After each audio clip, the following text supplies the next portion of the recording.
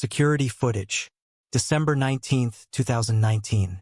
Grandview Estate Hotel, Grand Ballroom entrance. 3:52 p.m. A woman in a red dress walks through a crowd of 300 wedding guests dressed in formal attire.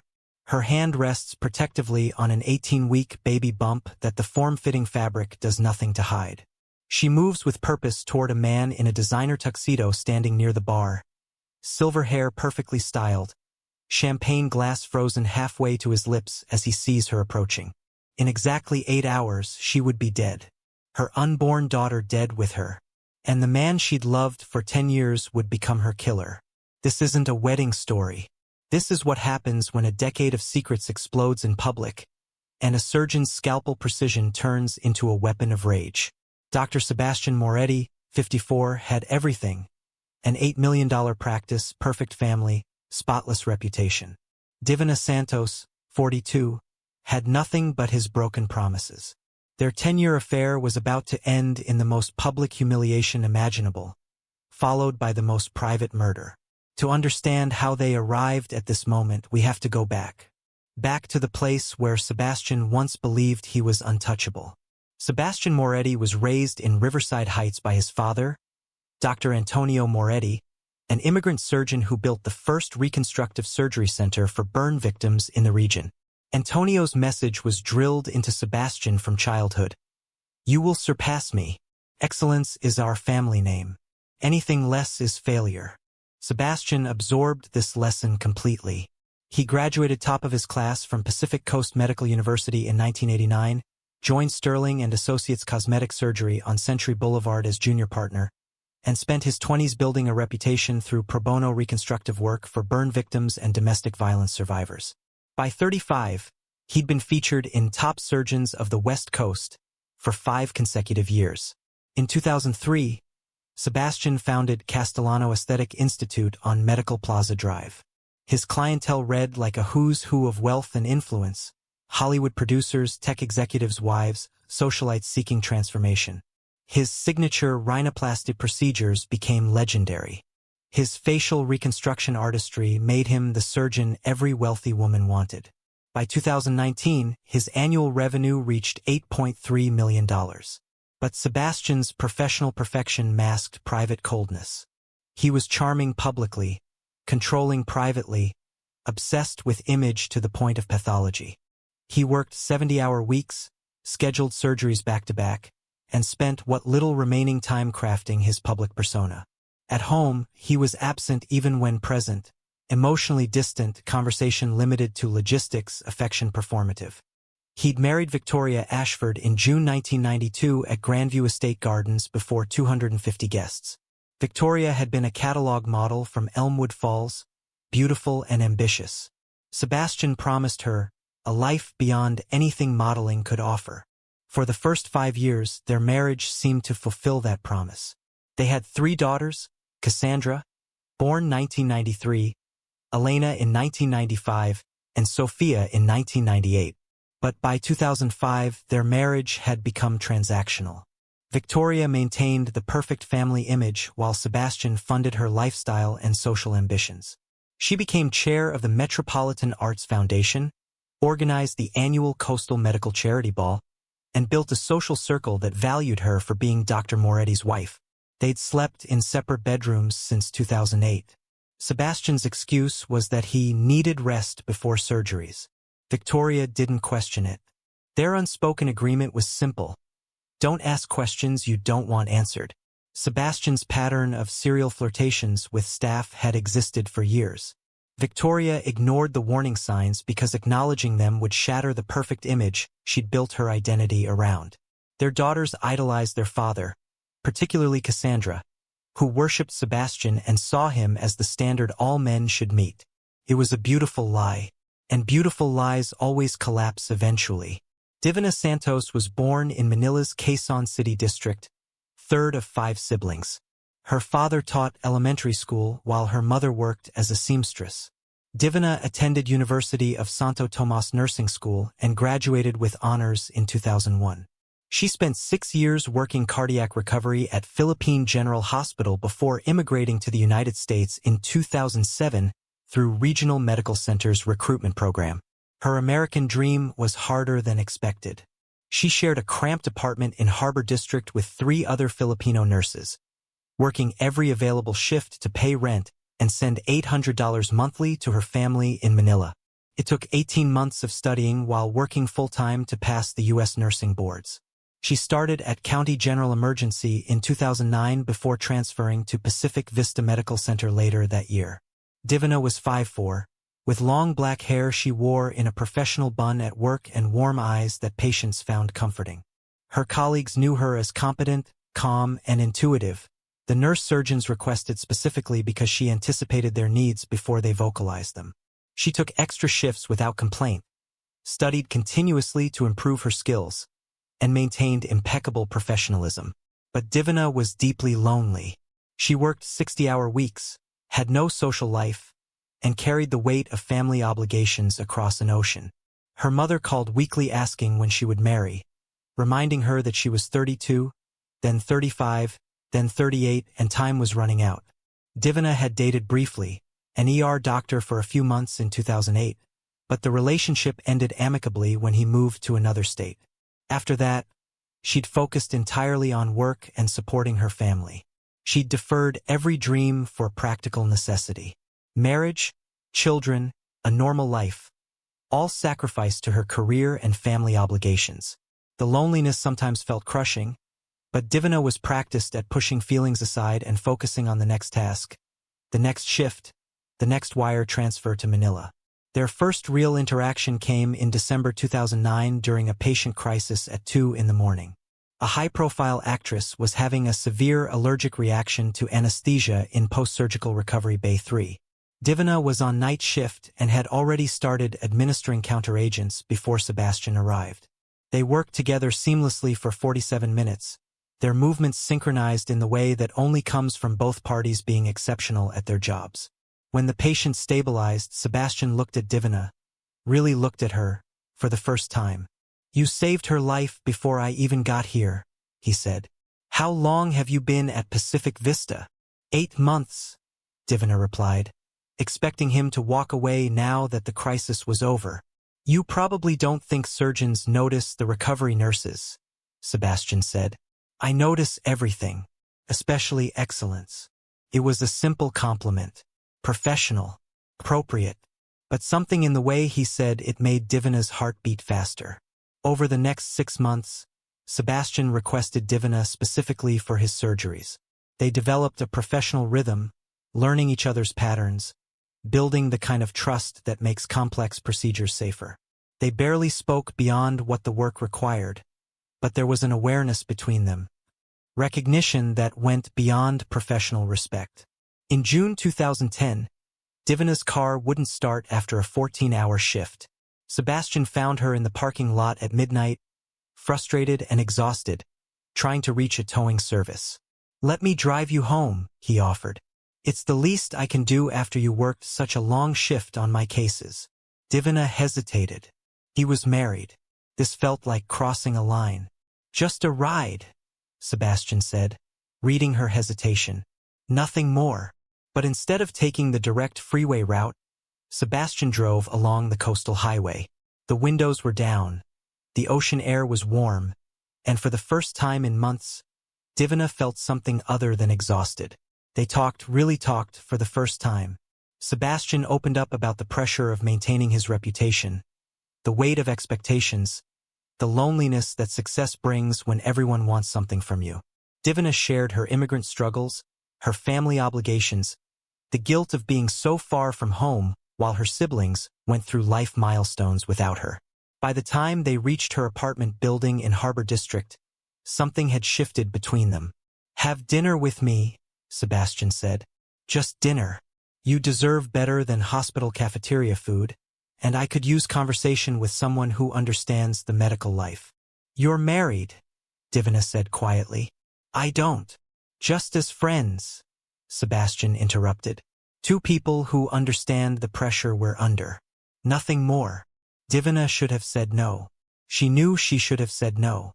But loneliness is a powerful force, and Sebastian Moretti was offering her something she'd been starving for.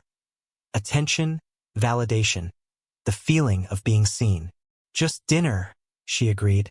Their first dinner was in July 2010 at Harborview Italian Restaurant, a private corner booth where the lighting was low and the tables were far enough apart that conversations stayed private. Sebastian deployed his considerable charm expertly. He asked about her life, her family, her dreams beyond nursing. He actually listened, in a way that made Divina feel like the only person in the world. She found herself telling him things she'd never told anyone. How invisible she felt in America. How she sent money home every month but couldn't afford to visit. How she wanted a family of her own but couldn't imagine when that would ever happen given her work schedule and isolation. Sebastian leaned forward, his eyes intense. I can't offer you marriage, Divina. I won't lie to you about that. My family, my practice, my reputation, they all require Victoria to remain my wife. But I can offer you partnership, tension, a life that's less lonely than what you have now. Every instinct screamed at Divina to walk away. This was wrong. He was married. She was Catholic. This would end badly. But Sebastian's hand was warm on hers, and his eyes held genuine affection, and Divina was so desperately tired of being alone. I understand, she heard herself say. I won't cause problems. Their first kiss happened in his car overlooking Marina Bay on July 23, 2010, at 11:34 p.m. The physical relationship began in August at Oceanfront Suites, room 412. Sebastian was attentive, generous, made her feel desired in ways she'd never experienced. The pattern established itself quickly, Tuesday and Thursday evenings after his surgeries, occasional weekend afternoons when he claimed to be at medical conferences. 6 months in, Sebastian leased an apartment for her at Westlake Towers, Unit 2407. He deposited $7,000 monthly into her account, paid her rent directly, covered all utilities. The one-bedroom apartment had city views and furniture that Sebastian's assistant selected under the guise of setting up corporate housing. To the building management, Divina was just another professional renting through a corporate account. Divina struggled with guilt constantly, her Catholic upbringing warred with her desperate need for connection. She rationalized endlessly. Sebastian was already unhappy with Victoria. Their marriage was broken. Divina wasn't destroying anything real. She was just accepting affection from someone who was already emotionally divorced. But deep down, she knew the truth. She was the other woman, the secret, the one who would always come second. Sebastian's system for maintaining his double life was meticulous. He kept a separate phone, told Victoria it was for patient emergencies. He blocked time on his calendar as surgical consultations when he was actually with Divina. He made cash withdrawals that he listed as medical equipment expenses. He'd mastered Victoria's schedule, her charity events, tennis matches at Riverside Country Club, gallery openings, and planned his time with Divina around Victoria's absences.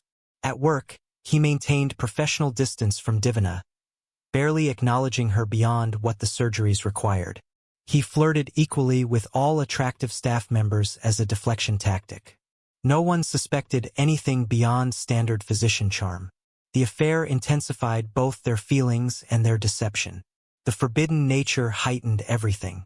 Sebastian lived dual identities, perfect family man publicly, passionate lover privately. On weekends, he attended Cassandra's equestrian competitions, Elena's art shows, Sophia's soccer matches, playing the devoted father role flawlessly. Meanwhile, Divina spent weekends alone in her apartment, waiting for stolen Tuesday and Thursday evenings. Holidays were hardest: Thanksgiving, Christmas, birthdays, when Sebastian was always with his family and Divina ate alone, sometimes crying over her phone as she looked at photos of her siblings celebrating in Manila without her. Sebastian compensated with extra cash gifts, jewelry, designer bags. These material things were meant to make up for his absence during important times. But Divina didn't want things. She wanted him, properly, publicly, permanently. In year 3, 2013, she finally asked about their future. Let's not ruin what we have with unrealistic expectations, Sebastian said, his tone making it clear the subject was closed. Divina accepted this. She suppressed her desires for marriage, children, normalcy. She told herself that what they had was enough, that loving him partially was better than not having him at all. Year 5, 2015 brought crisis. Divana's mother visited from Manila. Divana introduced Sebastian as a colleague from the hospital during a casual coffee meeting arranged to look accidental. Her mother's eyes narrowed. "That man looks at you like more than a colleague." "He's just friendly, Mama," Divana lied. "American doctors are different." The lie tasted like ash. She was lying to her mother, to her co-workers when they asked why she never dated, to herself about what this relationship actually was. The secret became a burden that grew heavier each year. Divana couldn't date publicly, couldn't explain Sebastian to anyone, lived in permanent limbo, not single, not partnered, existing in a gray space that became increasingly suffocating. But she stayed, because leaving meant being alone again, and Divana had spent too many years alone already. By July 2020, the affair had lasted exactly 10 years. A full decade. Divana was 42 now, feeling her biological clock not just ticking but screaming. Sebastian was 54, showing absolutely no signs of ever leaving Victoria. The routine hadn't changed. Still Tuesday and Thursday evenings, still the same apartment, still the same promises about not ruining what we have. But Divana was changing. She looked at her life with increasing horror. 42 years old. No husband. No children. No future beyond being Sebastian's secret. She'd wasted her entire 30s waiting for him to choose her. The conversation came in August 2020 at the Westlake apartment. Divana had been building courage for weeks. "Where is this relationship going, Sebastian?" He looked up from his tablet with mild annoyance. "We have a good thing, Divana. Why complicate it?" "I'm 42, she said, her voice shaking. "I want a family. I want a real relationship. I want you, publicly, properly." Sebastian's expression hardened. "You knew the terms from the beginning. I've been generous. You have financial security, a nice apartment, everything you need." "I don't want your money," Divana interrupted, surprised by her own vehemence. "I want you. I want us to be real." "That's impossible." Sebastian's voice went cold in the way that meant the subject was closed. "My family, my practice, my reputation. They all depend on Victoria remaining my wife. This is the arrangement. Accept it or what?" Divana challenged. "You'll leave me? After 10 years? Don't push me, Divana." There was a threat underlying his words. "You'll lose everything." The fight escalated beyond anything they'd experienced before.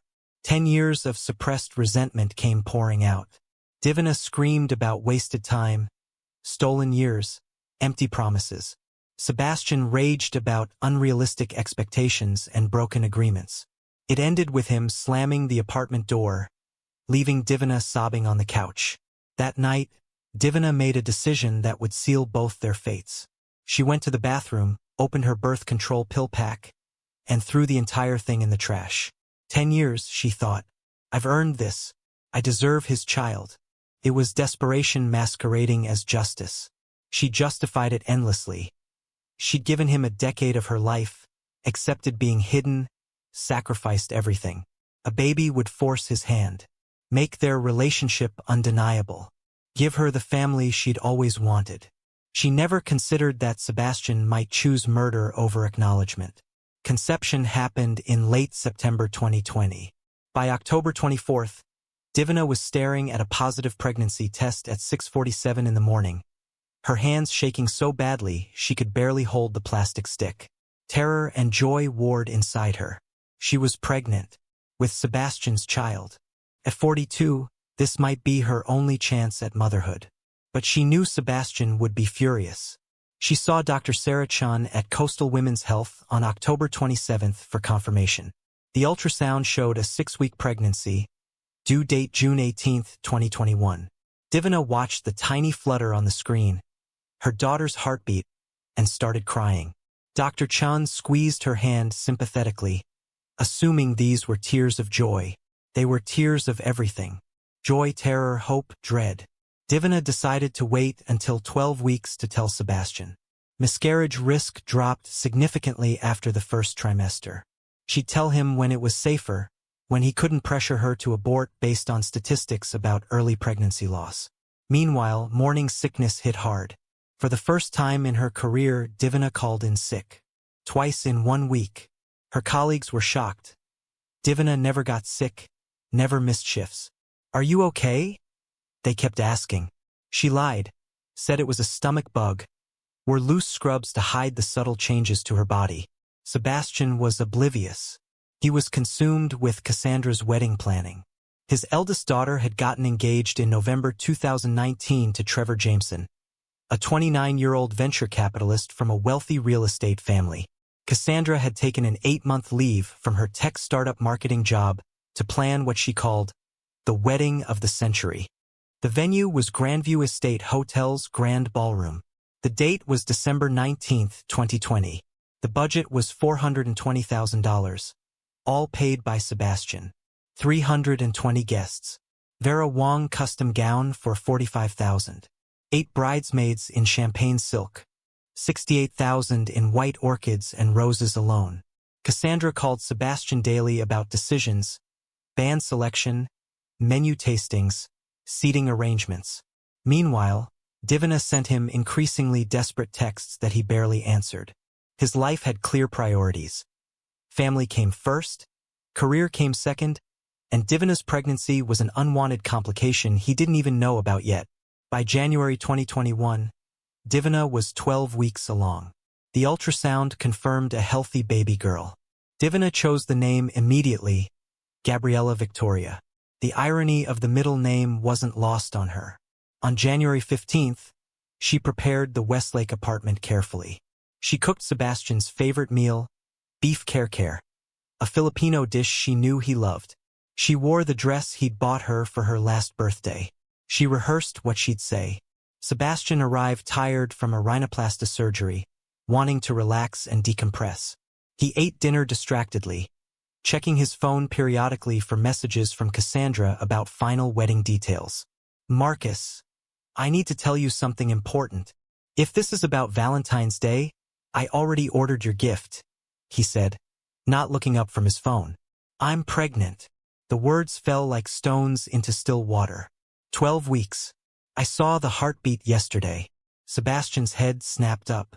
He stared at her for what felt like an eternity but was actually 47 seconds. When he finally spoke, his voice was deadly quiet. "That's not possible. You're on birth control." "I stopped taking it." Divina's voice shook but held firm. "I want this baby. Our baby." The transformation in Sebastian's face was terrifying. Shock morphed into rage so pure it seemed to physically alter his features. "Are you insane? Do you understand what you've done?" "I'm 42. Divina screamed back. "This is my last chance for motherhood. For a family." Sebastian started pacing, running his hands through his perfect silver hair, destroying its styling. "You need to terminate this. Immediately. Today. Tomorrow. As soon as possible." "No. I have a family, Divina. A reputation. A daughter getting married in 11 months.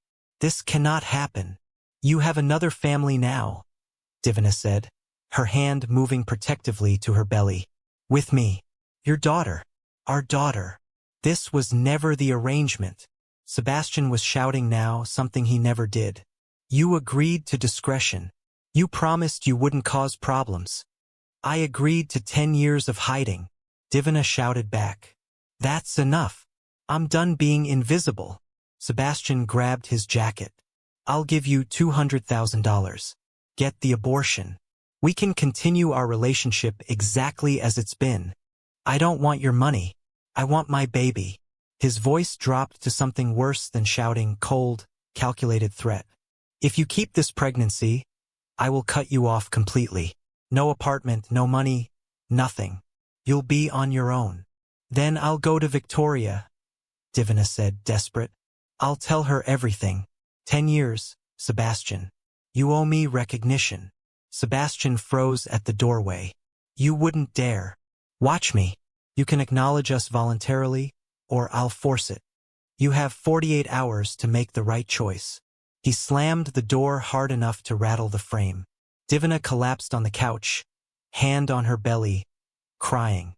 "I'm keeping you, baby girl," she whispered. "No matter what he says." The next 2 weeks were warfare. Sebastian ignored 38 calls from Divina. Her text messages grew increasingly desperate. "We need to talk. I'm not going away. This baby exists whether you acknowledge it or not." His single response was cold. "You have until end of month. Make the right choice." Then the financial attacks began. On January 20th, Divina received a lease termination notice for the Westlake apartment, 30 days to vacate. The next day, utility shut-off notices arrived. The day after that, a car repossession letter from the leasing company. Sebastian was systematically removing every piece of support, trying to force her compliance through economic warfare. Divina's savings were $14,000. That would last maybe 4 months. She couldn't return to Manila pregnant and unmarried. The cultural shame would destroy her family. She was trapped. On February 1st, she moved to a Harbor District studio apartment for $1,800 monthly. It was sparse, lonely, nothing like the Westlake luxury. She attended prenatal appointments at the county clinic, paying cash, no insurance. The February ultrasound revealed her baby girl was healthy, growing normally. Divina cried alone in the exam room, one hand on her belly where Gabriella grew. "Your father won't even acknowledge you exist," she whispered. At work, her performance declined. She made small errors, showed up late, seemed distracted. Her supervisor pulled her aside. "Divina, you're not yourself. What's wrong?" She almost told the truth. Almost said that Dr. Moretti had been her lover for 10 years and was now abandoning their daughter. But she caught herself, maintained the lie. Just stress. Single mother preparing for a baby. It's hard. Through hospital gossip, Divina learned details about Cassandra's wedding. The surgical center receptionist couldn't stop talking about taking time off for December 19th. Dr. Moretti's daughter is marrying into the Jameson real estate family. 300 guests at Grandview Estate. It's going to be the event of the season. An idea began forming in Divina's desperate mind. If Sebastian wouldn't acknowledge her privately, she'd force public acknowledgement. Show up at the wedding visibly pregnant. Make him explain to 300 guests who she was. Force the truth into the light. It was a terrible idea born of desperation and rage. But desperation doesn't make good decisions. By November 2020, Cassandra's wedding preparations had consumed the entire Moretti family.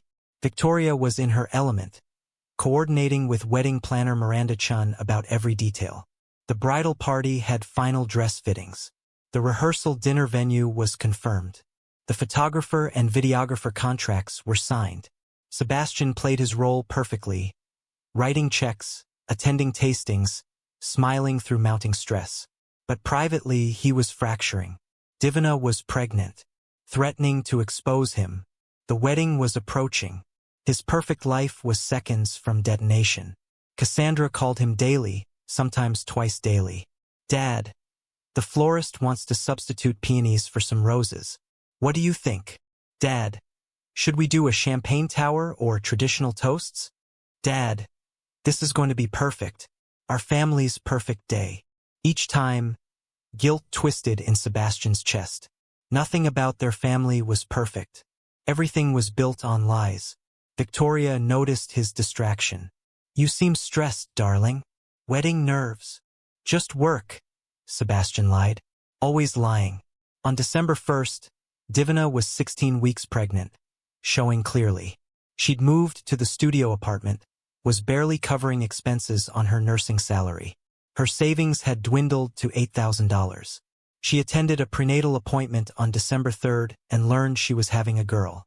The technician smiled. "Do you have a name picked out?" "Gabriella," Divina whispered, tears streaming down her face. "Her name is Gabriella Victoria." She left the clinic and sat in her car for an hour, hand on her belly, crying. Sebastian had blocked her number entirely now. Her emails bounced back. He'd completely erased her from his life. That night, Divina made her final decision. December 19th was circled on her calendar in red ink.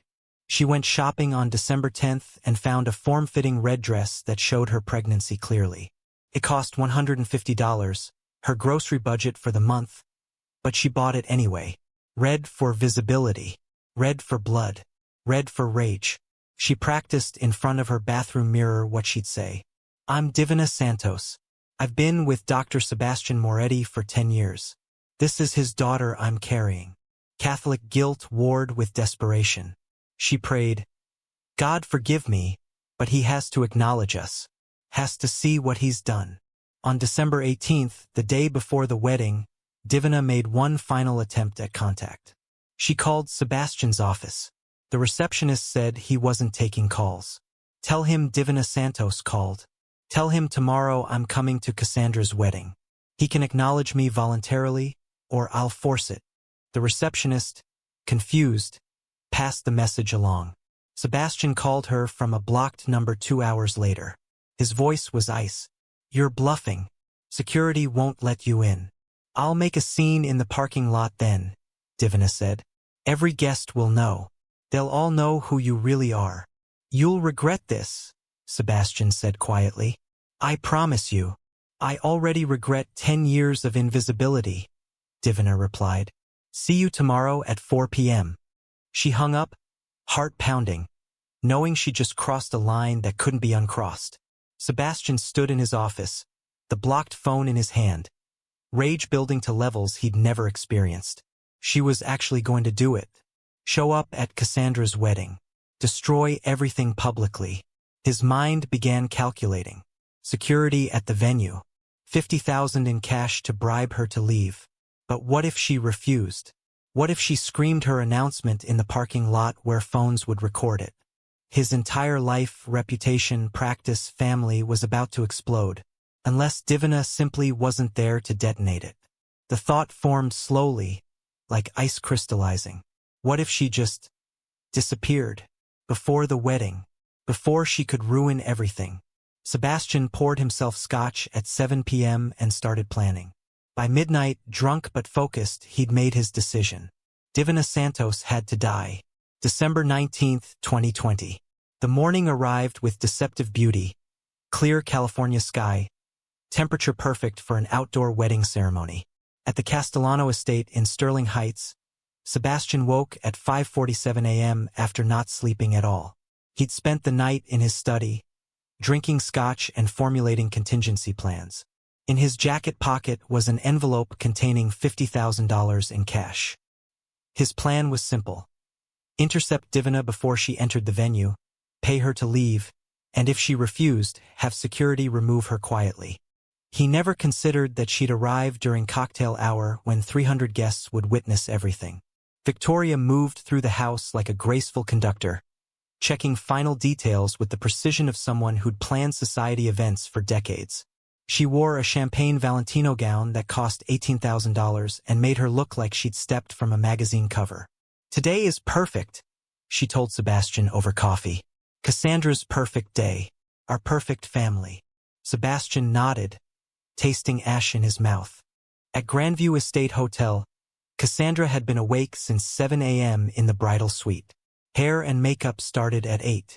8 bridesmaids crowded the room, champagne flowing despite the early hour. Cassandra stood before a floor-length mirror in her Vera Wang gown, tears streaming down her face, careful not to ruin her makeup. You look like a princess, her sister Elena said, adjusting the cathedral-length veil. I feel like one, Cassandra whispered. This is everything I dreamed. The schedule was precisely orchestrated. 2 p.m. formal photos, 3 p.m. cocktail hour in the grand ballroom foyer, 4 p.m. ceremony in the garden, 6 p.m. reception. Wedding planner Miranda Chun had coordinated 47 vendors to ensure perfection. Every detail had been planned, rehearsed, confirmed. No one had planned for Divina Santos. Sebastian arrived at Grandview Estate at 1:30 p.m., greeting early guests with his practiced charm. But his eyes never stopped scanning. Every woman who entered, he evaluated. Every car that pulled into the parking lot, he watched. His hand kept touching the envelope in his jacket pocket. $50,000. Surely that would be enough. By 3 p.m., 200 guests had arrived for cocktail hour. The grand ballroom foyer looked like something from a fairy tale. Crystal chandeliers, white orchids everywhere, champagne fountains, live string quartet. Sebastian stood near the bar with a scotch in hand. His fourth of the day, still scanning the crowd. Victoria circulated like the perfect hostess, greeting society friends, accepting compliments about the venue, the flowers, how beautiful Cassandra looked. "You've outdone yourself, Victoria," someone said. She smiled graciously, unaware that her marriage was minutes from detonation. At 3:47 p.m., a black sedan pulled into the parking lot. Divina Santos emerged wearing a red dress that clung to her 18-week pregnant belly like a second skin. She'd done her makeup carefully. Her long black hair was down instead of in its usual professional bun, and her hands shook as she locked the car. For a moment, she hesitated. 300 people were inside. Cassandra's wedding day. An innocent bride who'd done nothing wrong. Divina felt a wave of guilt so strong she almost got back in her car. But then she remembered 10 years of hiding. 10 years of being the secret. Sebastian's voice saying, "You'll lose everything," like she was a possession he could discard. Her hand moved to her belly where Gabriella grew. "Your father needs to know you exist," she whispered. She walked toward the entrance. The security guard at the main door checked his list as Divina approached. "Name, please." "I'm Dr. Moretti's guest," Divina said, her voice steadier than she felt. "Divina Santos." The guard scanned his list, frowned. "I don't see that name. You're not on the approved guest list." "Tell Dr. Moretti I'm here. He'll want to know." The guard radioed to his supervisor. "Sir, there's a Divina Santos claiming Dr. Moretti invited her. She's not on the list." Inside at the bar, Sebastian's phone buzzed with the security text. His heart stopped. She actually came. She actually did it. He texted back, "Tell her to wait in parking lot. I'll handle it." But Divina had no intention of waiting. When the guard turned to relay the message, she simply walked past him through the open entrance. The guard called after her, but other guests were arriving, creating confusion. Ma'am, you need to stop." Divina kept walking. The foyer opened before her. 215 people in formal attire, champagne glasses, laughter, celebration. She scanned the crowd and found Sebastian near the bar, his face draining of color as he saw her. Their eyes met across 50 feet of marble floor. Sebastian started moving toward her, but Divina was faster. She raised her voice, clear and strong, cutting through the string quartet and polite conversation. "Everyone needs to hear this." Conversations stopped. Heads turned. Phones started emerging from purses and jacket pockets. Sebastian reached her, grabbed her arm. "What are you doing? You need to leave. Now." Divina jerked free, her voice rising. "Don't touch me. These people deserve to know the truth." The crowd pressed closer, drawn by drama the way humans always are. Someone was already filming. "My name is Divina Santos." Her voice carried to every corner of the foyer. "I'm a recovery nurse at Pacific Vista Medical Center. I've been in a relationship with Dr. Sebastian Moretti for 10 years. Gasps rippled through the crowd. Sebastian's face went from white to red. "She's lying. She's delusional." "I'm not lying." Divina's hand moved to her belly. "This is his daughter I'm carrying. 18 weeks pregnant. His child. From our 10-year relationship." The crowd's shock was palpable. Phones were everywhere now, at least 30 people recording. Dr. Raymond Chun, Sebastian's colleague, stood frozen with recognition. "She does work at Pacific Vista," he said to no one in particular. "I've seen her there." Victoria appeared at the edge of the crowd, drawn by the commotion.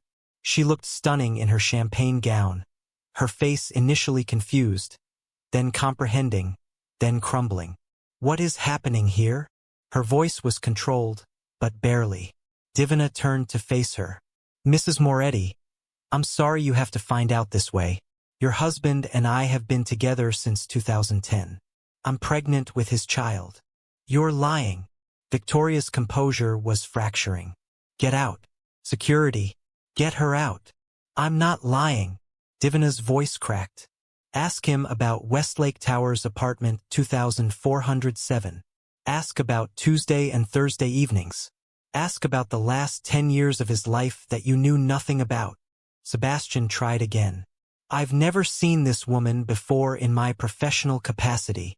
You've never seen me? Divina screamed, 10 years of rage pouring out. You told me you loved me 3 days ago. You paid my rent for 8 years. You promised me a future and then abandoned me when I got pregnant. A commotion on the grand staircase drew everyone's attention. Cassandra appeared at the top in her Vera Wang gown, her face confused and frightened. Elena and Sophia flanked her, the bridesmaids clustered behind. Dad! Cassandra's voice was small, childlike. What's going on? Divina looked up at the bride and felt her certainty waver. This young woman in white, this innocent person whose day she was destroying. For a moment, Divina almost ran, almost apologized and left. But then Sebastian spoke, his voice dripping with contempt. Sweetheart, this woman is disturbed. Don't listen to her. She's delusional. Disturbed. Divina whirled on him. I have proof. Text messages. Photos. Bank records showing every payment you made. I have everything. Victoria moved then, faster than anyone expected. Her hand connected with Divina's face in a slap that echoed through the marble foyer. The crack was like a gunshot. Divina stumbled, her hand flying protectively to her belly. The crowd gasped in unison. Sebastian grabbed Victoria's arm. Stop! Not here. Not in front of everyone. Cassandra started descending the stairs, her face transforming from confusion to horror to rage. Get her out! She screamed. Get her out of my wedding. Security guards finally pushed through the crowd. 2 large men in dark suits approached Divina from both sides. I just wanted him to choose us, Divina sobbed, her hand still on her belly. To choose his daughter. Our daughter. You have no daughter, Sebastian hissed. His mask completely dropped now. You have nothing. The guards grabbed Divina's arms, not roughly but firmly. She didn't resist as they walked her toward the exit. But she couldn't stop talking, the words pouring out in desperate torrents. Her name is Gabriella, your daughter. Gabriella Victoria Moretti. You can't pretend she doesn't exist. The crowd parted like water as security escorted her through. Every guest stood frozen, drinks forgotten, witnessing the complete implosion of the Moretti family's perfect image. Dr. Chun spoke quietly to his wife. I've worked with Sebastian for 15 years. I never suspected. Men like him are experts at compartmentalizing, she replied. As Divina was walked through the entrance and toward the parking lot, she could hear Cassandra sobbing hysterically in the foyer. Elena and Sophia were trying to comfort her. Victoria stood like a statue, her champagne gown perfect, her face destroyed, and Sebastian stood at the center of it all, surrounded by 300 guests who just watched his secret life explode. The last thing Divina heard before the doors closed was Victoria's voice, quiet but venomous. You will fix this. I don't care how, but you will fix this now, or I will destroy you in divorce court. At 3:58 p.m., Divina was escorted to her car. She sat in the driver's seat for 10 minutes, shaking, before she could turn the key. What had she done? She'd destroyed a wedding, humiliated a young woman who'd done nothing wrong, exposed Sebastian in the worst possible way. But he'd left her no choice. That's what she told herself as she drove away. Inside Grandview Estate, chaos reigned. Wedding planner Miranda Chun tried desperately to salvage the ceremony. We can still proceed. The garden is set up. The officiant is ready. Are you insane? Cassandra screamed from the bridal suite. My father's pregnant mistress just announced herself to 300 people. My wedding is ruined. Trevor stood helplessly nearby, not knowing what to say. His parents, the Jamesons, huddled in a corner discussing whether this marriage alliance was still viable. Victoria pulled Sebastian into a private corridor. Her face was composed now, eerily calm. Is it true? Victoria, is it true? Sebastian's silence was answer enough. 10 years, Victoria said quietly. You've been fucking a nurse for 10 years. While I raised your daughters. While I maintained your perfect image. While I stood beside you at every goddamn charity gala and medical conference.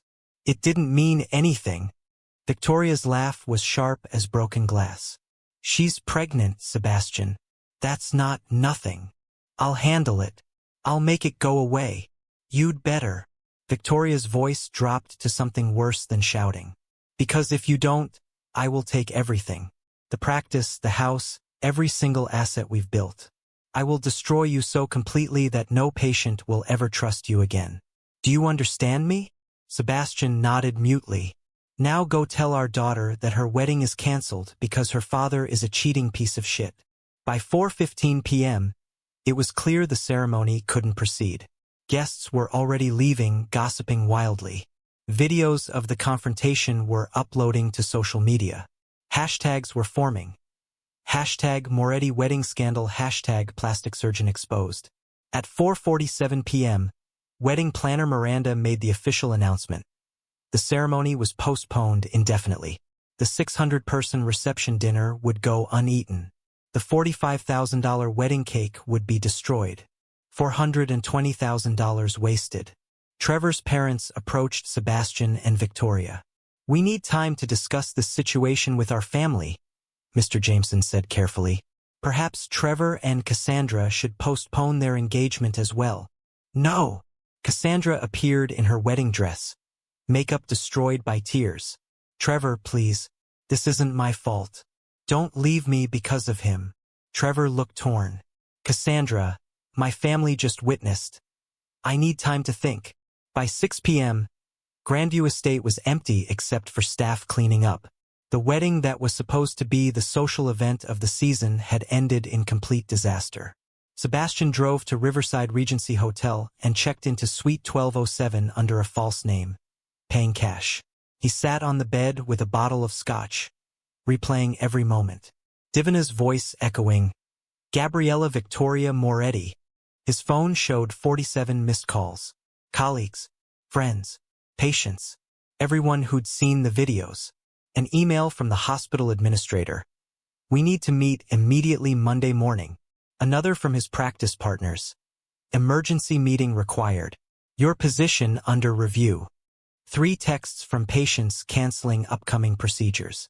His entire life, reputation, practice, family, destroyed in 6 minutes. And it was entirely Divina's fault. That's what his alcohol-soaked mind told him. She'd done this. She'd trapped him with pregnancy, then humiliated him publicly. She'd destroyed everything. The rage built slowly, fueled by scotch and self-pity. By midnight, Sebastian had finished the bottle and made his decision. Divina Santos had destroyed his life, so he would end hers. He grabbed his car keys and drove toward Harbor District, toward her studio apartment, toward murder. Sebastian drove through empty streets at 12:47 a.m., his blood alcohol level well above legal limits, but his surgeon's hands steady on the wheel. The scotch had burned away his hesitation, leaving only cold calculation. He'd performed thousands of surgeries, understood human anatomy better than most people understood their own bodies. He knew exactly where to cut to cause maximum damage, exactly how to make death come quickly. He parked 3 blocks from Divina's building to avoid security cameras near the entrance.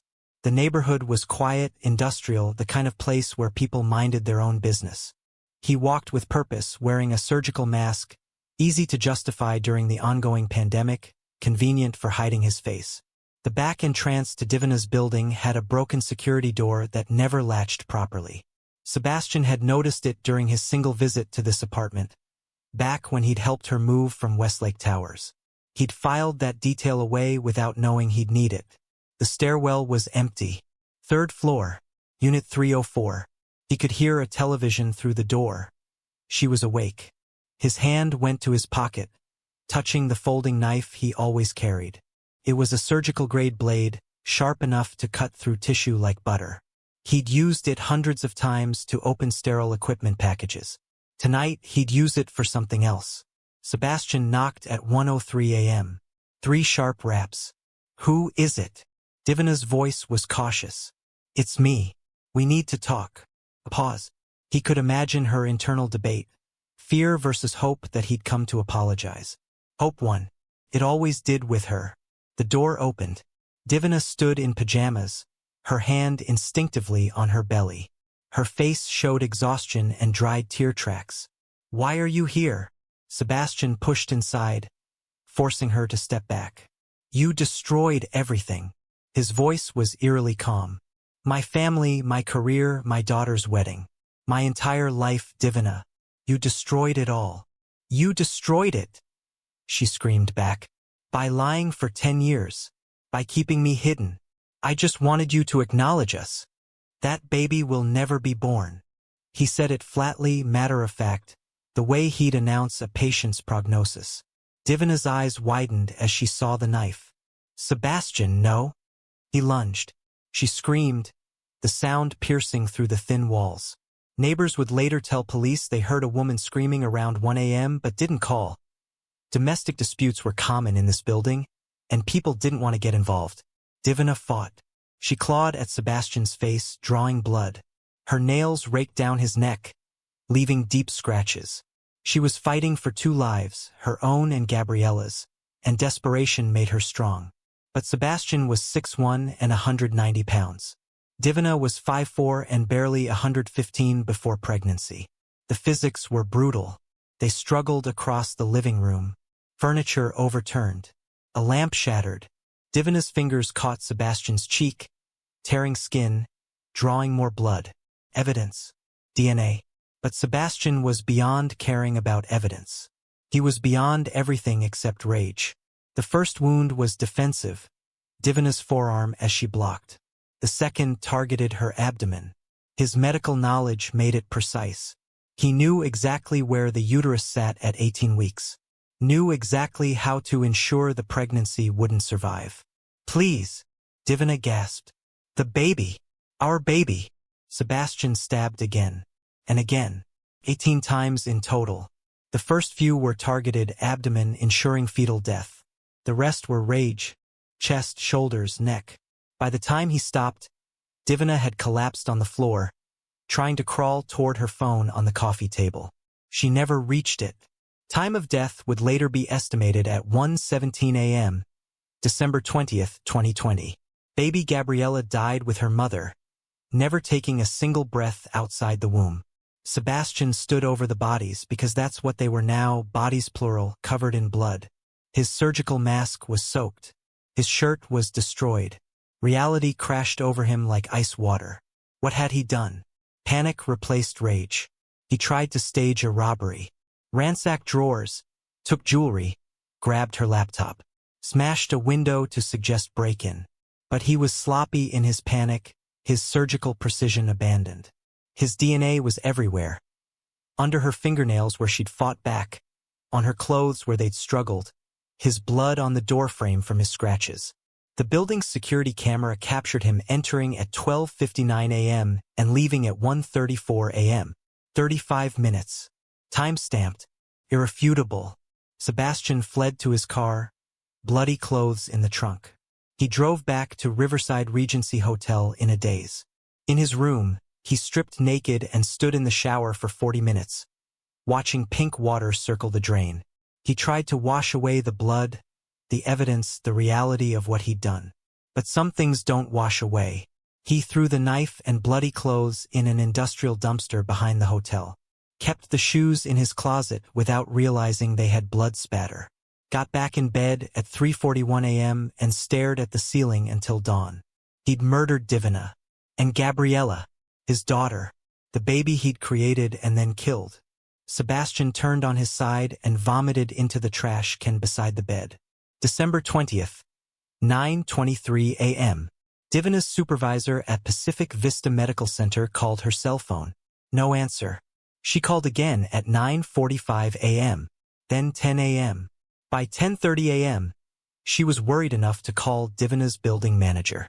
"This isn't like her," the supervisor explained. "She's never missed a shift without calling. I'm worried something's wrong." The building manager agreed to check. He climbed to the 3rd floor, knocked on unit 304. No answer. He used his master key and opened the door at 11:47 a.m.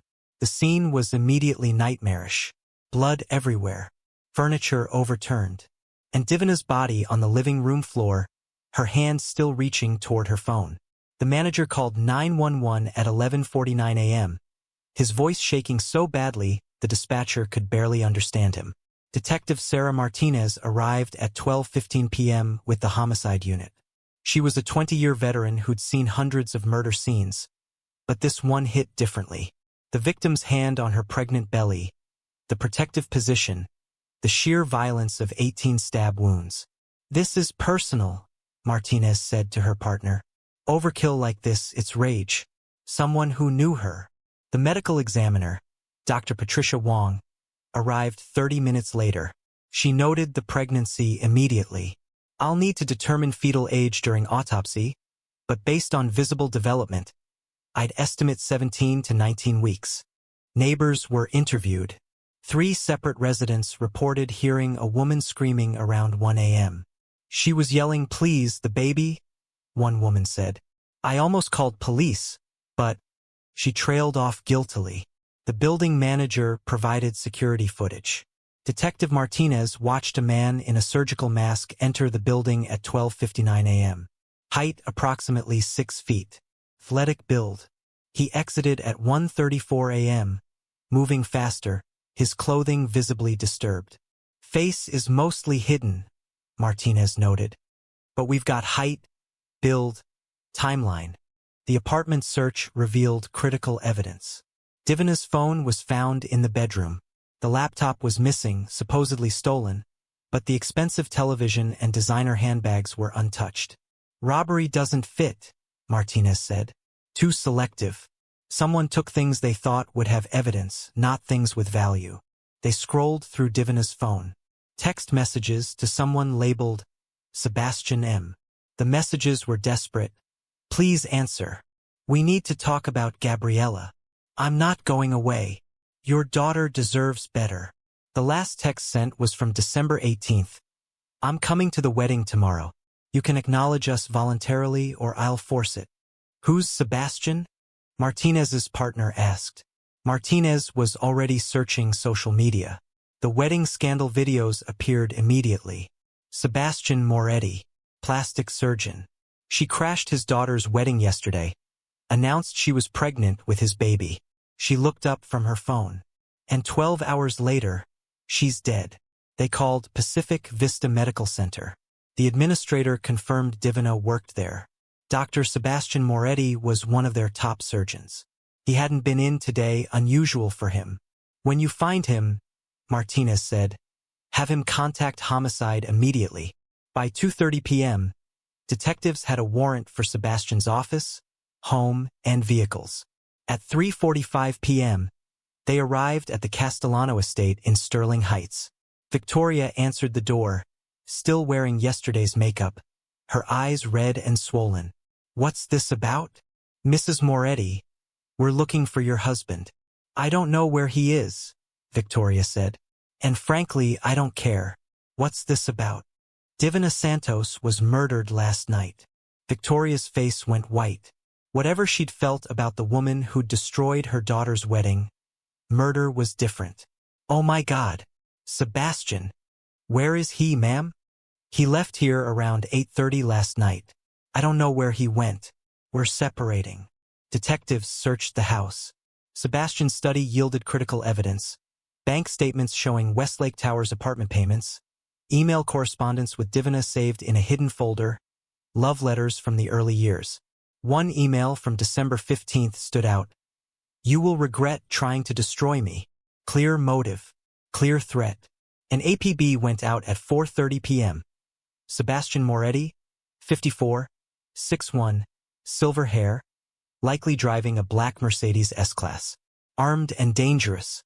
Riverside Regency Hotel called back within 30 minutes. Dr. Moretti checked in last night. He's still registered. Suite 1207. Detectives arrived at 5:15 p.m. with backup. They knocked loudly. "Dr. Moretti, this is police. Open the door." Sebastian heard them. He tried the bathroom window but was on the 7th floor with no escape. He stood in the bathroom, looking at his reflection. Scratches visible on his face and neck, the evidence of Divina's fight. Officers breached the door at 5:21 p.m. They found Sebastian sitting on the bathroom floor, staring at nothing. Dr. Sebastian Moretti, you're under arrest for the murder of Divina Santos. Detective Martinez read his Miranda rights while her partner cuffed him. Sebastian's only words were, "I want my lawyer." At county jail, they photographed his scratches, swabbed his DNA, scraped under his fingernails. The evidence was overwhelming even before forensics came back. December 21st brought laboratory confirmation. DNA under Divina's fingernails matched Sebastian Moretti.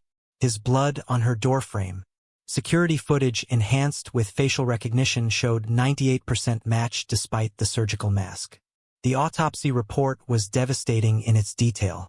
Divina Santos, 42, died from multiple stab wounds and exsanguination. Fetal examination revealed a female fetus, 18 weeks gestation, perfectly healthy before the mother's death. Cause of fetal death: maternal death plus direct trauma to uterus. The murder weapon was found in a dumpster 3 blocks away. Folding knife. Sebastian's fingerprints. Divina's blood. His bloody clothes in the same dumpster, expensive brand in his size. Blood analysis showed both victims' blood present. Hotel room search found bloody shoes in the closet that Sebastian had forgotten in his panic. His Mercedes had blood traces in the trunk and passenger seat. Phone records showed Sebastian's cell tower pings near Divina's building from 12:47 a.m. to 1:41 a.m., perfectly matching security footage. The timeline was irrefutable. Wedding confrontation 3:52 p.m., left estate 8:30 p.m., hotel until midnight, murder scene 1 a.m., back to hotel 1:41 a.m. Sebastian's high-profile criminal lawyer, Richard Brennan, reviewed the evidence and delivered the bad news. The evidence is overwhelming. Overwhelming doesn't begin to describe it. It was self-defense, Sebastian insisted. She attacked me first. With what weapon? None was found. And you stabbed her 18 times, Sebastian. You targeted her pregnant abdomen. That's not self-defense. That's execution. The prosecution offered second-degree murder with 25 to life. Sebastian refused. I'm not pleading guilty. Take it to trial. It was the worst decision of his life. But then again, he'd been making those for a while now. The media descended on the case like vultures on carrion. Beverly Hills plastic surgeon arrested for pregnant mistress murder, screamed every headline. Cable news ran 24-hour coverage. The wedding videos played on endless loops. Divina in her red dress, hand on her pregnant belly, screaming, "Gabriella Victoria Moretti." Then cut to her crime scene photos, carefully censored but horrifying enough to fuel public outrage. Social media exploded. The hashtag Justice for Divina trended for 6 straight days. Instagram accounts appeared overnight dedicated to Divina's memory, showing photos from her nursing career, testimonials from patients she'd cared for, pictures of her family in Manila.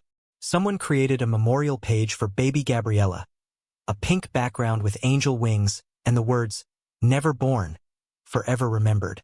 The contrast was devastating. Sebastian, the wealthy surgeon who had everything. Divina, the immigrant nurse who had nothing. The power imbalance couldn't have been more stark. By December 22nd, the Medical Board of California suspended Sebastian's license pending investigation. His practice partners at Castellano Aesthetic Institute held an emergency meeting and voted unanimously to remove him. His malpractice insurance company dropped his coverage. Patients canceled appointments in droves. Who wanted a surgeon capable of murdering a pregnant woman? The Moretti family fractured completely.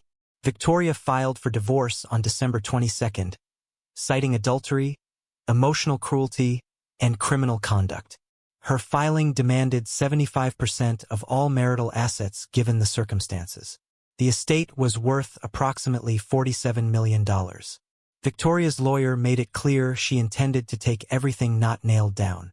Cassandra refused all contact with her father. When Sebastian tried calling from jail, she blocked his number. When he sent letters, she returned them unopened.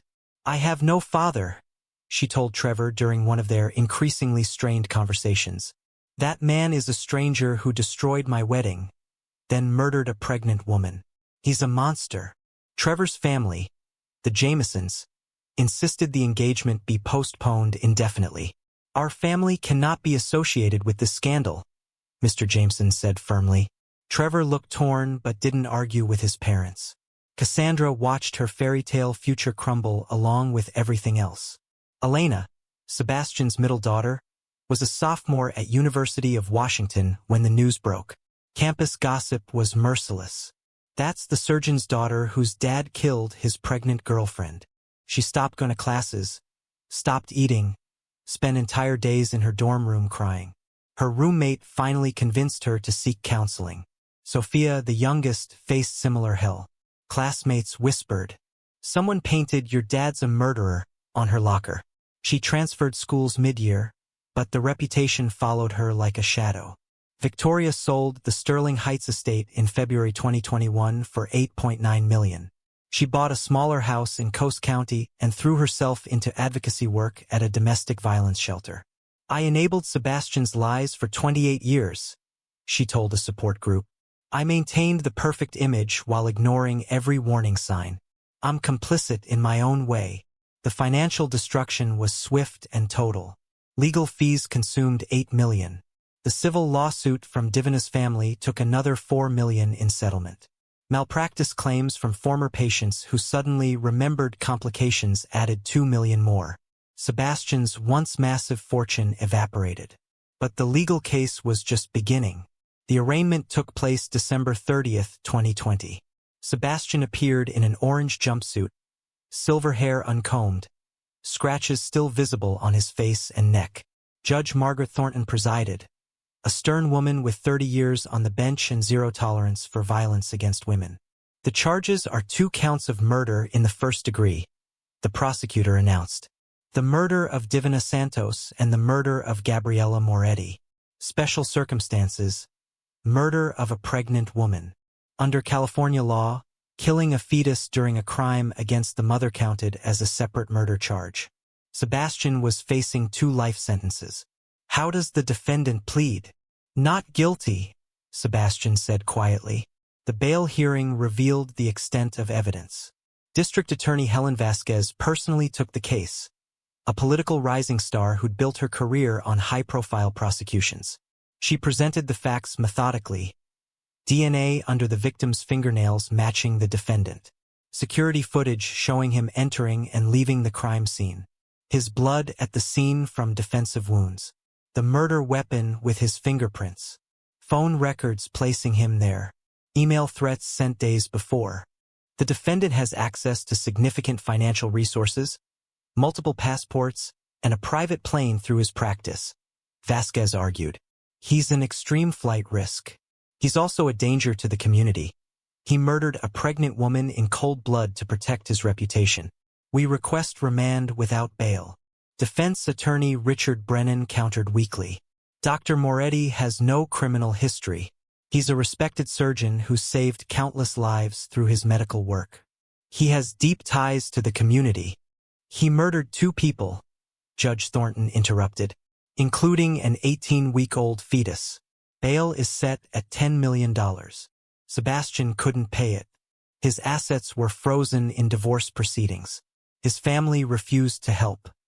He remained in county jail in protective custody. His medical background made him a target among inmates who had a particular hatred for anyone who hurt pregnant women. The first attack came within a week.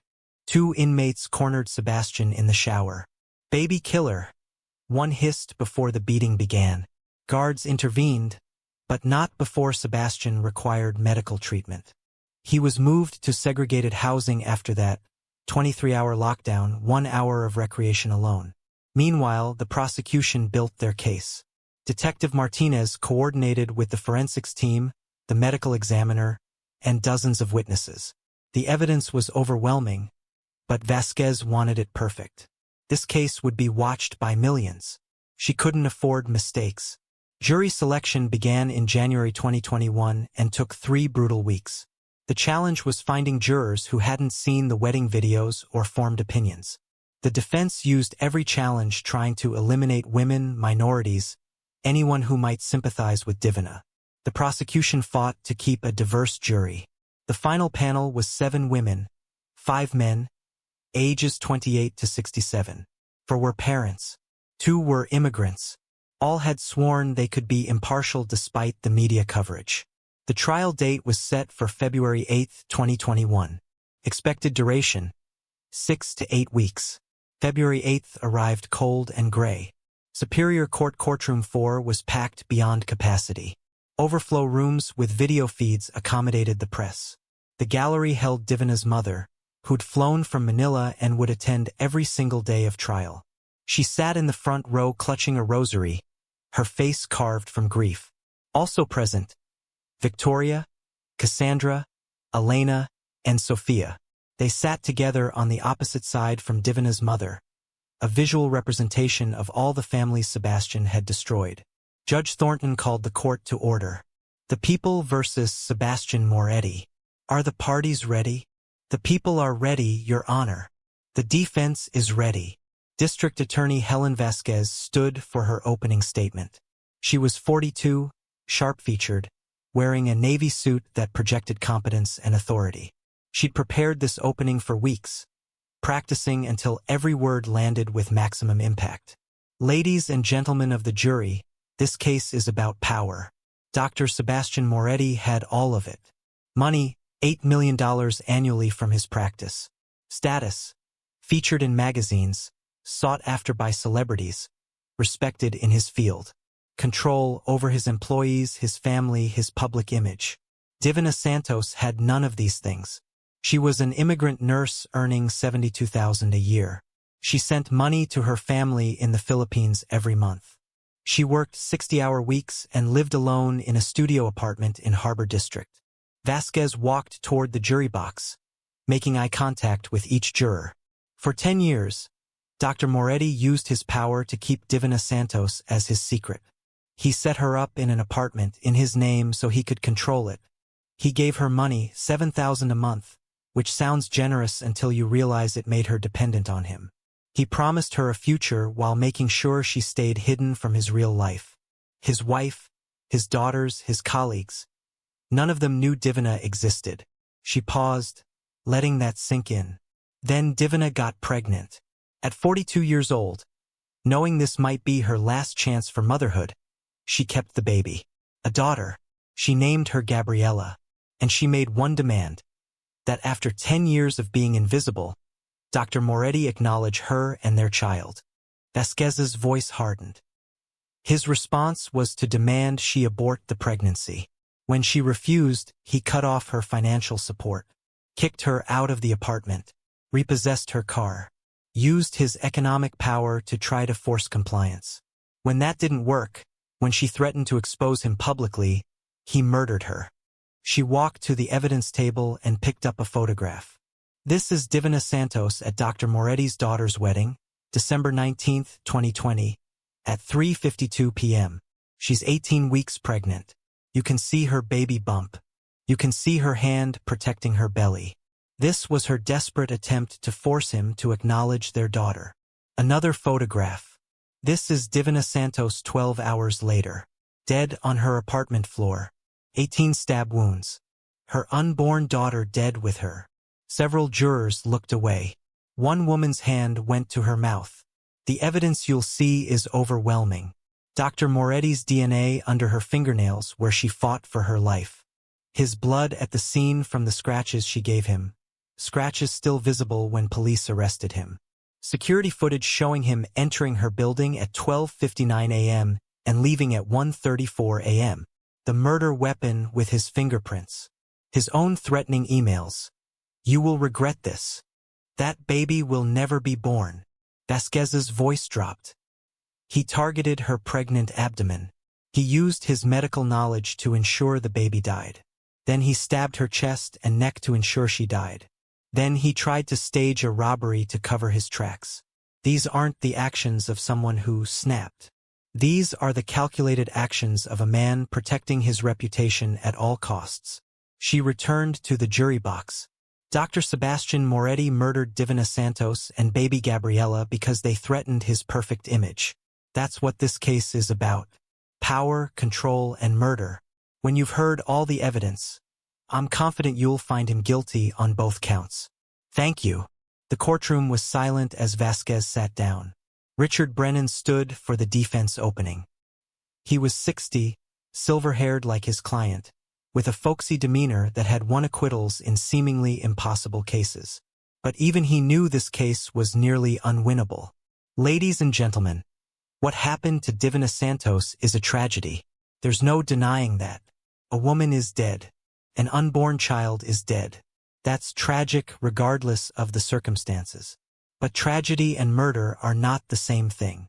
He walked slowly, hands in pockets, projecting casual confidence he didn't feel.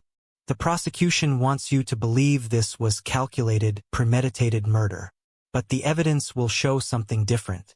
Yes, Dr. Moretti and Ms. Santos had a relationship. Yes, she got pregnant. Yes, there was conflict about that pregnancy. But Dr. Moretti is a healer.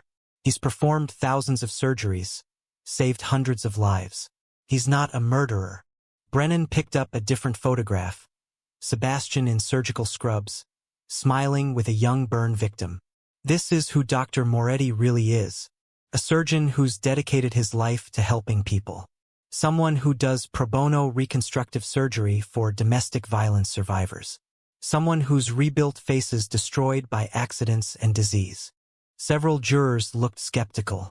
The burn victim photo felt manipulative given the circumstances. What happened on December 19th was humiliating.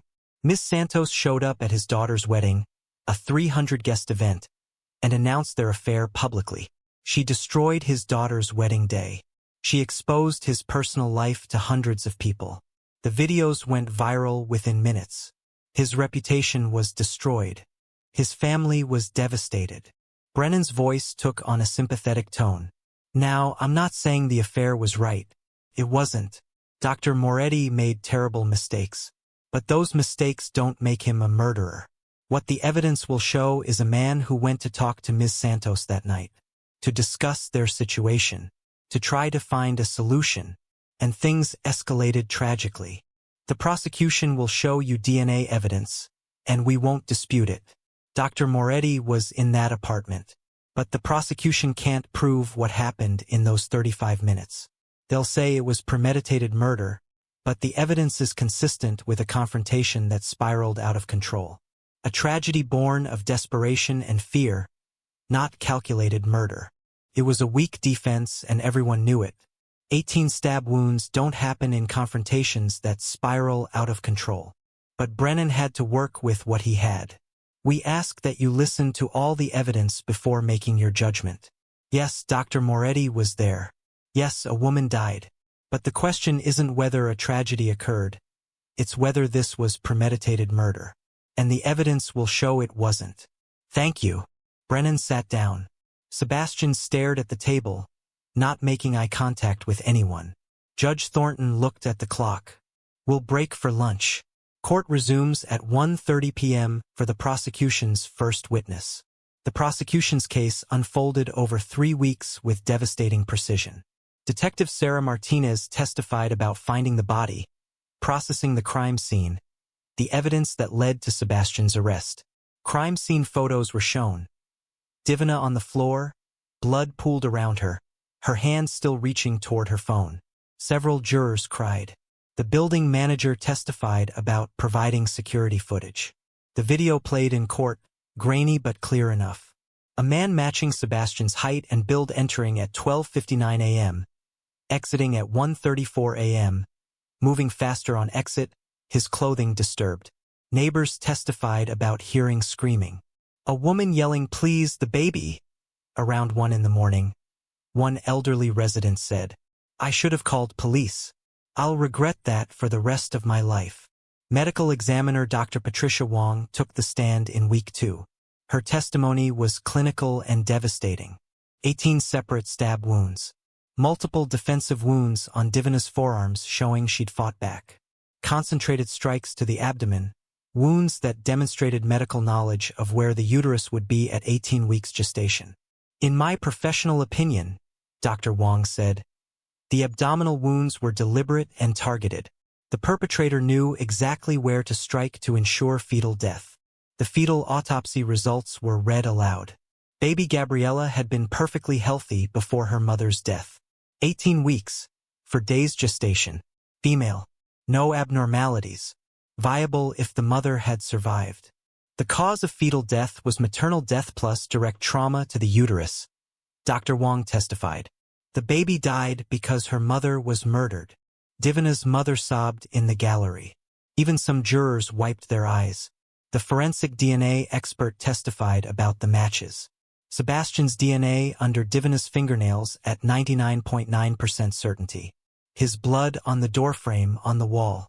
The scratches on his face and neck matched the DNA profile of skin cells under Divina's nails. The murder weapon was presented folding knife surgical grade. Sebastian's fingerprints on the handle. Divina's blood on the blade. Phone records showed Sebastian's cell tower pings. His phone was near Divina's building from 12:47 a.m. to 1:41 a.m., matching perfectly with security footage. Week 3 brought the wedding witnesses. 12 guests testified about the confrontation, their accounts consistent and damning. The wedding videos were played in court. Divina in her red dress, Sebastian's face going white, Victoria's slap, Cassandra's screams. Divina's voice on the video, loud and clear. This is his daughter I'm carrying, Gabriella Victoria Moretti. The timestamp showed 3:52 p.m. 12 hours and 25 minutes later, she was dead. Dr. Raymond Chun, Sebastian's colleague from Pacific Vista Medical Center, testified reluctantly. I confirmed that Divina Santos worked at our facility. She was an excellent nurse. Dr. Moretti did request her specifically for his surgeries. The hospital supervisor testified about Divina's pregnancy announcement. She said the father was someone she'd been dating casually who didn't work out. She never mentioned it was Dr. Moretti. She was protecting him even then. The email evidence was presented. Sebastian's messages to Divina. Read aloud in court. December 15th. You will regret trying to destroy me. January 16th. That baby will never be born. The prosecution rested after 3 weeks. The evidence filled 300 pages of transcript. The defense had nothing comparable to counter it. The defense case lasted barely a week. Brennan called character witnesses, former patients who testified about Sebastian's skill as a surgeon, his charitable work, his contributions to medicine. The prosecution objected repeatedly, irrelevant to the murder charges. Judge Thornton allowed limited testimony but told the jury, you may consider the defendant's character, but remember that good deeds in the past don't excuse murder. Medical colleagues testified about the stress of surgical practice. The pressure is immense, Dr. Patterson said. Perfectionism is required. One mistake can destroy a career. On cross-examination, Vasquez asked pointedly, does professional stress justify stabbing a pregnant woman 18 times? Of course not, Dr. Patterson admitted quietly. The defense's psychiatrist, Dr. Arnold Weiss, testified about Sebastian's mental state. The public humiliation at his daughter's wedding could have triggered an acute stress reaction bordering on temporary psychosis. But the prosecution's psychiatrist, Dr. Rebecca Torres, demolished that theory. Temporary psychosis doesn't explain wearing gloves to avoid leaving fingerprints. It doesn't explain bringing a weapon. It doesn't explain avoiding security cameras. It doesn't explain staging a robbery. These are calculated actions demonstrating full awareness of right and wrong. Brennan had one critical decision: whether to put Sebastian on the stand. They spent hours debating. If you testify, Vasquez will tear you apart, Brennan warned. She'll ask about every lie you told, every promise you broke. She'll make you explain 18 stab wounds. She'll ask why you targeted the abdomen if you weren't trying to kill the baby. What if I don't testify? The jury will wonder why. But honestly, Sebastian, I don't think it matters. The evidence is overwhelming either way. Sebastian didn't testify. The defense rested after 5 days. Closing arguments began in week 5. Vasquez stood before the jury with controlled passion. Over the past month, you've heard overwhelming evidence. Dr. Sebastian Moretti's DNA under Divina Santos's fingernails. His blood at the crime scene. Security footage showing him entering and leaving. The murder weapon with his fingerprints. His own threatening emails. Phone records placing him there at the exact time of death. She walked along the jury box, making eye contact with each person. The defense wants you to believe this was an unfortunate confrontation that escalated. But the evidence tells a different story. Dr. Moretti wore gloves. Why would someone going to talk wear gloves? He brought a knife. Why bring a weapon to a conversation? He went at 1 in the morning. Why that time unless you're trying to avoid witnesses? Vasquez's voice intensified.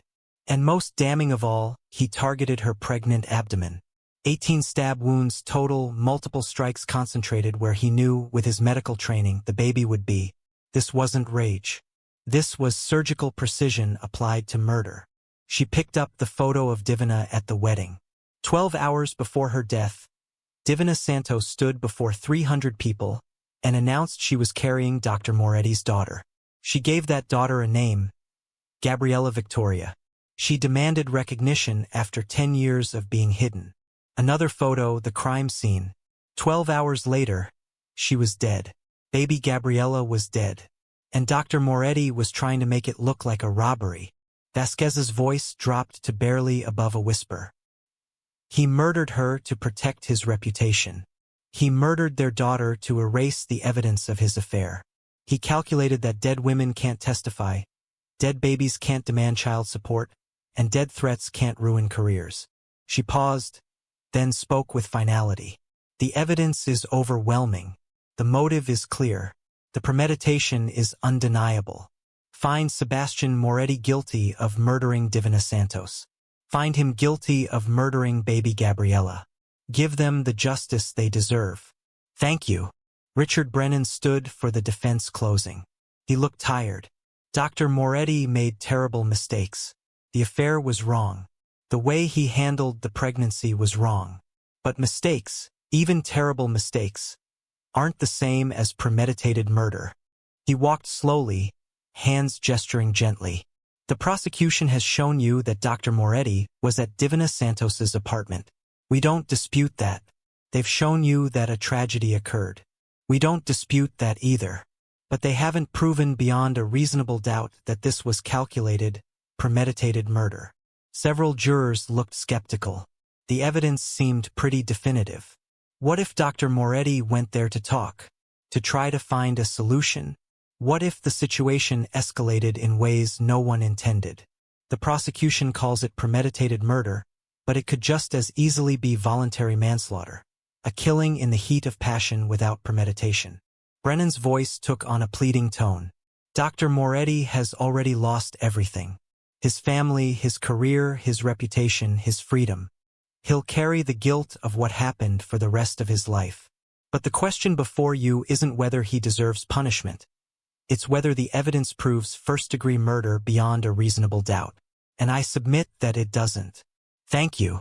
It was the best he could do with an unwinnable case. District Attorney Vasquez stood for rebuttal, her final chance to speak to the jury. The defense asks, what if he went there to talk? Ladies and gentlemen, people who go to talk don't bring knives. They don't wear gloves.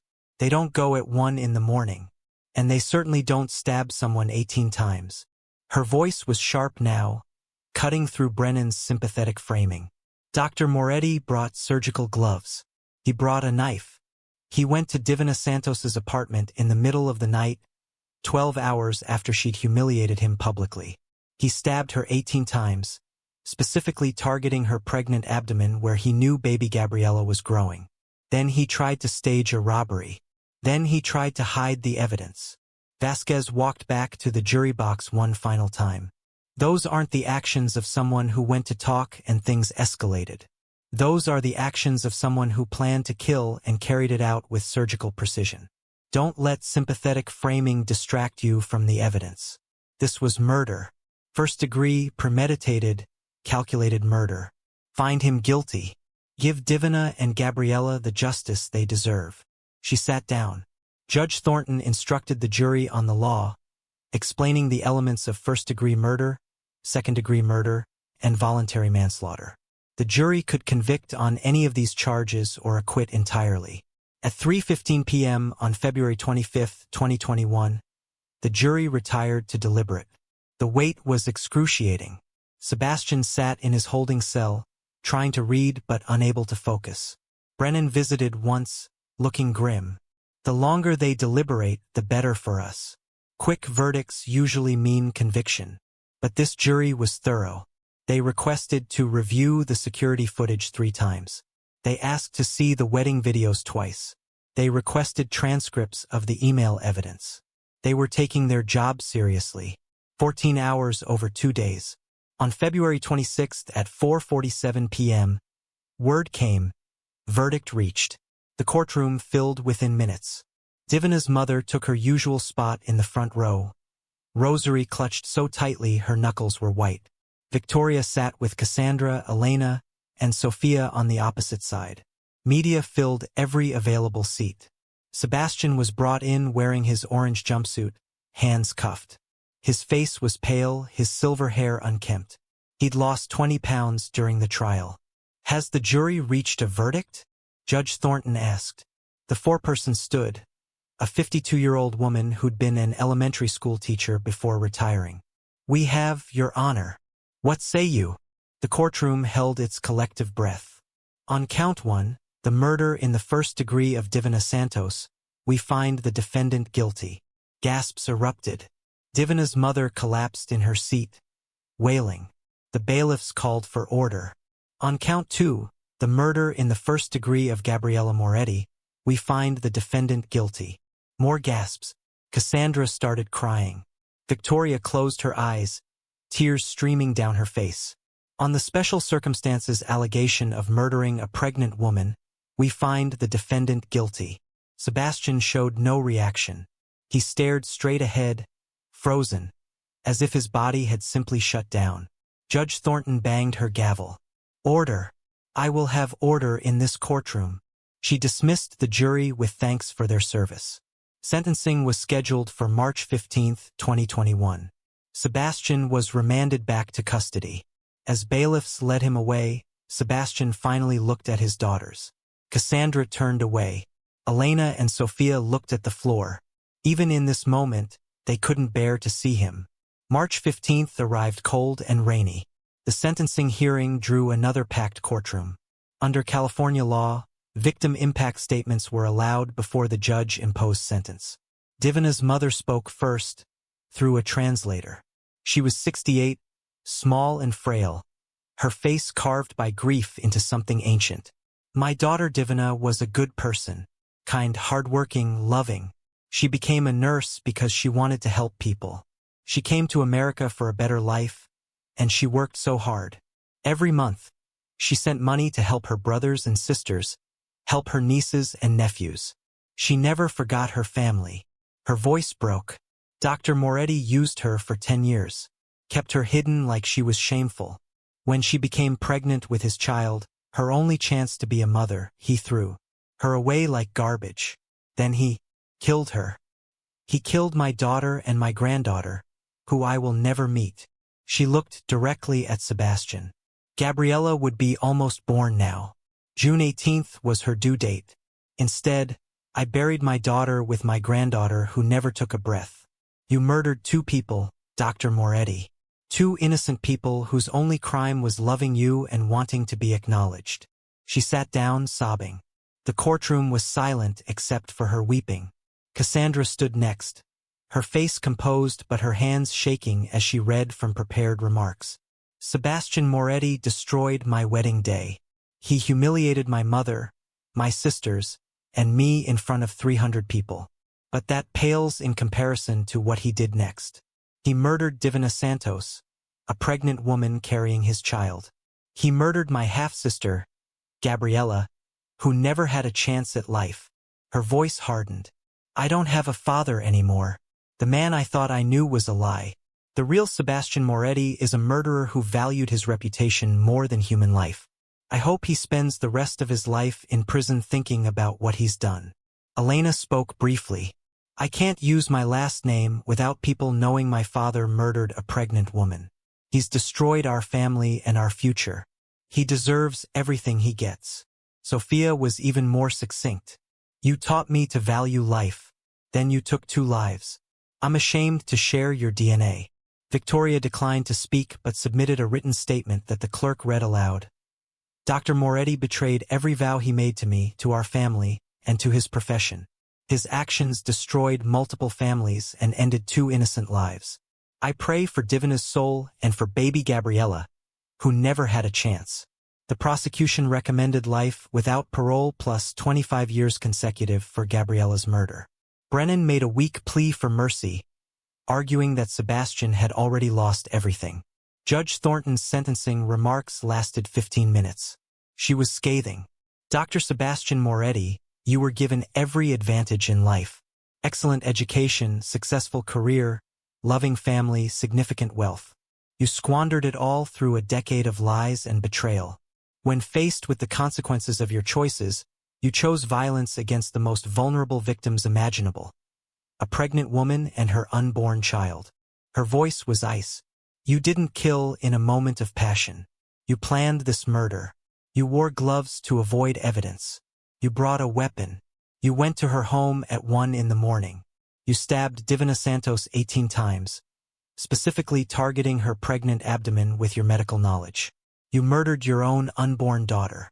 Then you staged a robbery to cover your tracks. Judge Thornton looked directly at Sebastian. The irony is profound. You committed murder to protect your reputation. Now your reputation is destroyed forever, and 2 innocent people are dead. She pronounced sentence. For the murder of Divina Santos, life in prison without possibility of parole. For the murder of Gabriella Moretti, 25 years to life, to run consecutively.